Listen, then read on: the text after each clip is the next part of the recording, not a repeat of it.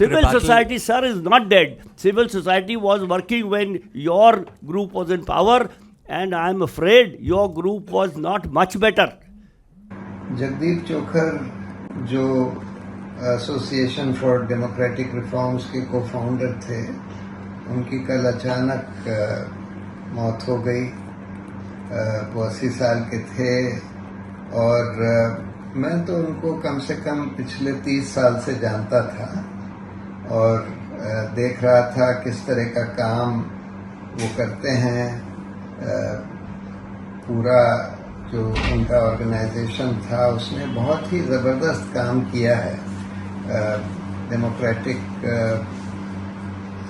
हिंदुस्तान में डेमोक्रेसी को कायम रखने के लिए, उसको पारदर्शी बनाने के लिए, उसको और सुचारू बनाने के लिए।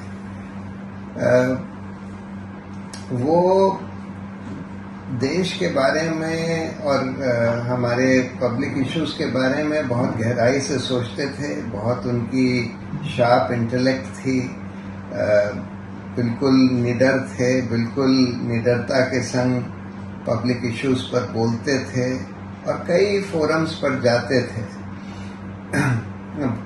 अपनी बात रखने के लिए। और बहुत सारे केसेस उन्होंने हाई कोर्ट, सुप्रीम कोर्ट में करे, जिसमें मैं उनका वकील था। तरह तरह के कि कैसे हर एक कैंडिडेट को, इलेक्शन कैंडिडेट को हलफनामा दायर करना पड़ेगा कि वो उसके खिलाफ क्या क्रिमिनल केसेस हैं, उसके एसेट्स लायबिलिटीज क्या हैं, उसका एजुकेशनल क्वालिफिकेशन क्या है, और उसको फिर वो सार्वजनिक करते थे। सारे वोटर्स को सचेत करते थे कि भाई क्या रिकॉर्ड है। उसके अलावा ये इलेक्टोरल बॉन्ड्स को रद्द करने में एसोसिएशन फॉर डेमोक्रेटिक रिफॉर्म्स का बहुत बड़ा रोल था। The electoral bonds issue started the day electoral bonds were announced by the then finance minister. Because as I have written hundreds of times, in the morning there was this budget speech in which he said there was a section in his speech called Transparency in Electoral Funding, which is 2 paragraphs in that section. And in the afternoon, in a media interaction which was published in the Indian Express that I read, he said the electoral bonds will be in the nature of bearer bonds. The identity of the donor will be anonymous. So this word, that transparency will be brought through anonymity, has stayed with me since then. And I have played on it many times with great effect, as it is happening now. So we filed a petition. The petition was not heard properly. There were a couple of hearings where the chief justices did not understand the issue. There were 2 interim orders. Both were inappropriate, if I may say so. With due apologies, sir. Okay. This is more interesting. Justice Lokur says they understood the issue. Therefore, the orders were... Thank you, sir. Thank you. So, then finally, what it takes is sheer dogmatism. Lage raho, besharmi se. You are repeatedly told directly and indirectly that what the hell are you doing? And it is told to you by well-meaning friends. Friends who've been friends for 60 years. And they genuinely say कि छोड़ो यार, ये कुछ नहीं होने वाला है. But Batra साहब हंस रहे हैं, इनका तो और बुरा हाल है. So it takes sheer doggedness and being at it ad nauseum, which we've been doing. And I think that's all I can say about electoral bonds. अभी जो SIR का जो मुद्दा चल रहा है, special intensive revision of electoral roll, जो बिल्कुल बगैर पारदर्शिता के साथ किया जा रहा है, उसको पारदर्शी बनाने की पूरी कोशिश वो कर रहे थे। और जो उनका आखिरी मैसेज था, जो उन्होंने मुझे या मेरी जो जूनियर है नेहा, उसको जो भेजा, उसमें जब लास्ट ऑर्डर जब सुप्रीम कोर्ट ने किया कि भाई आधार कार्ड को भी मान्यता देनी चाहिए इलेक्शन कमीशन को, तो उन्होंने उस पर ये लिखा था, Isn't it ridiculous how much has to be done by how many to achieve so little, and how much more is still left to be done to make the slightest difference? I know we should all be happy, but I feel like saying what a sad situation we and our country are in.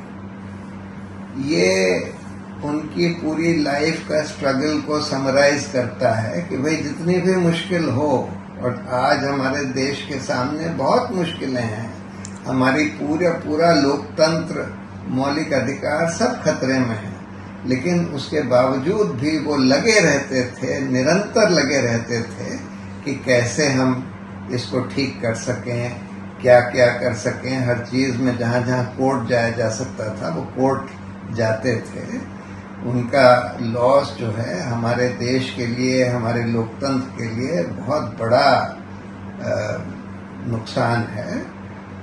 और मैं तो सारे उनके हमारे जो activist friends हैं और जो आज दुखी हैं उनको अपनी कंडोलेंस देना चाहता हूँ उनके निधन के बारे में। There are many other things which I could... Civil society is dead, yes. What are we doing here? Is this dead? Is this book dead? Civil society is dead. Thank you very much. Will let us maintain a 2-minute silence and then go home? Quick Civil rebuttal. society, sir, is not dead. Civil society was working when your group was in power, and I am afraid your group was not much better. It was marginally better, but not much better. We know what happened. We fought the criminalization affidavits case when the UPA was in power, and it was opposed tooth and nail. So let us not be holier than thou. We respect politicians, they are necessary. Therefore, I really hold all political parties guilty of, well, let me not use very strong words, at least no political party, in my opinion, is internally democratic, regardless of how they hold elections, how they choose their presidents, etc., etc. Not one party is democratic. And the subtitle of this book is Elections in the World's Largest Democracy. We have a democracy which is upheld by pillars which are totally non-democratic. And then everybody wants to go to town saying, we are protecting democracy. Opposition is protecting democracy. Ruling party, of course, is the mother of all democracies. Mr. Chokar's passing away has, it's an immense loss to the country. My association with him goes back as long as maybe more than 10 years when I started drafting some of the ADR's important cases.